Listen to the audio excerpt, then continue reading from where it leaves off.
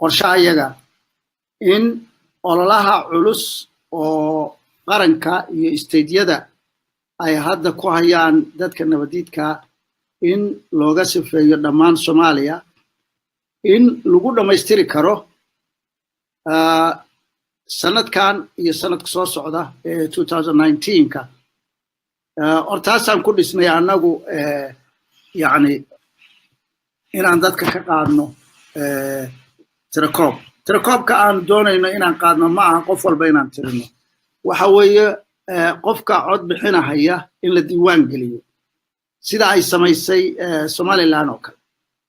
qofka codaynaya in la diiwaan geliyo qofka codaynaya haddii la diiwaan geliyo waxa ku soo baxaysa tirada guud ee la rabo inay codeeyaan diiwaan gelintaasu waxa weeye qaab Soomaalidu waxay aaminaa darro badan baa jirta marka waxay jeclaan lahayd Soomaalidu in arrintaas laga dhigo mid qofka laga qaado faraha iyo indhaha iyo waxaas iyo backgroundkiisa iyo muuqa iyo sawirka kulli laga qaado biometric baa la yiraahdaa taasna ay keento qofka inuusan laba jeer codayn karin oo kaarka codaynta qofku maaragtay uu isticmaalayo ama meesha cod ka bixinayo isticmaalayo haddii mar la geliyo meeshaas ama la isticmaala qofku aanu mar dambe awood u lahayn inuu soo noqdo ama ku fraud sameeyo oo ku noqsado iyadoo Somaliland ay aad iyo aad u dadaashay oo ay keentay qalab lacag badan ku baxday oo indhaha iyo farahaba laga qaadayo qofka ayaa haddana waxaa dhacday in dadka qaarkood ay laba xabo iyo samaysteen maxaan ku iraahdaa bahalkaas qofkii markaa sharciyada la samayn doono oo doorashooyinka waxaa ka mid noqonaya in qofku haddii lagu qabto inuu isku dayay inuu laba jeer ama laba kaar samaysto ama laba jeer codeeyo marka in laga qaadayo xuquuqda ah in uu waqtiga soo socdo inuu codka bixiyo haddaanba loo raacan dambi oo aan waxay ku xiran tahay baarlamaanku inuu ka doodo arrintaas oo qofka dambiga noocaasa gala waxa uu mudanayo isaas markaasna lagu soo daro sharciyada doorashada ee qayb ka mid ah lagaga dhigo marka arrintaasu waxaa la yiraahdaa assumptions waxaanu rajaynaynaa in meelaha nabaddarrada ka jirto la dhammaystiro ammaan buuxana lagu soo celiyo oo ogolaanaya inay codeeyaan sanadkan iyo ilaa iyo sanadka soo socda oo 2019 dhexdiisa saasaan anagu ku dhisnay qorshahayaga waa tahay systemkan hadda aad tiri biometricka laftigiisu system walba waxbuu leeyahay dhaliilo waxaa ka mid ah in la iska samaystay oo magaalooyinka iyo dad badan la iska siiyey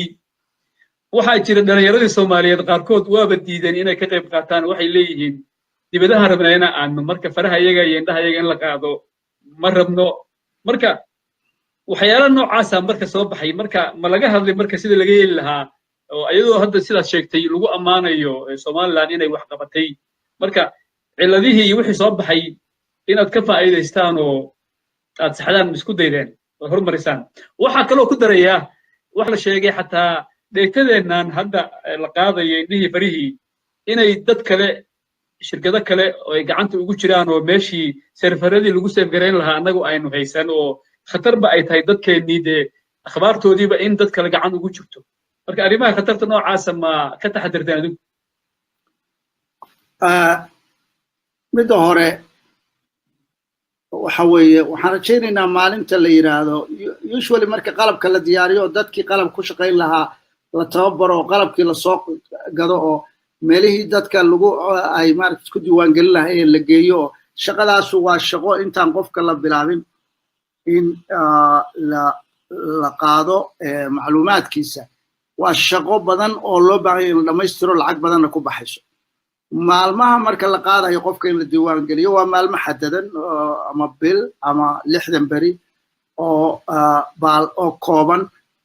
haddii intaa lagu dhammayn waayo ama dadka qaar maqnaadaana waqti kale oo yar oo kooban baa loo qabtaa oo dadku ay ku dhamaystiraan maxaan ku iraahdaa ay ku dhamaystirayaan inay isdiiwaan geliyaan umalayn maxay Soomaalida in loo tilmaamayo hadii la yiraahdo baarlamaankaagu wuxuu ku xiran yahay inay isdiiwaan gelis